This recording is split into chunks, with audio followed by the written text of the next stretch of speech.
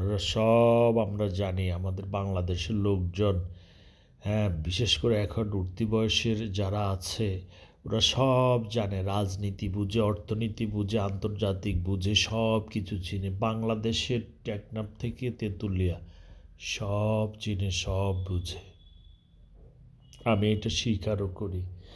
এরা অর্থ নিয়ে কথা বলে, রাজনীতি নিয়ে কথা বলে, রাজনীতিবিদদের বুঝায়, হ্যাঁ, সব আন্তর্জাতিক বুদ্ধি ওদের মধ্যে।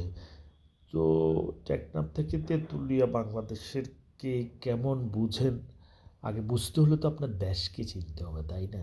দেশ সম্পর্কে জানতে হবে, দেশের কোথায় কি আছে, কোথায় কি দরকার, এসব জানা প্রয়োজন, তাই নয় কি?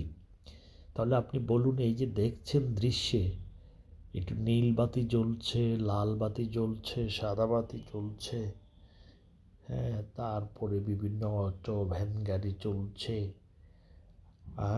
আন্তনগর বাসও চলছে, বড় টনকে টন ওয়েট নিতে পারে এরকম ট্রাক যাচ্ছে।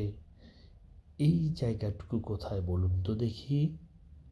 সর্বজান্তা আমাদের বাংলার জনগণ, বলুন এই জায়গাটুকু কোথায়, কোন জেলায় অবস্থিত?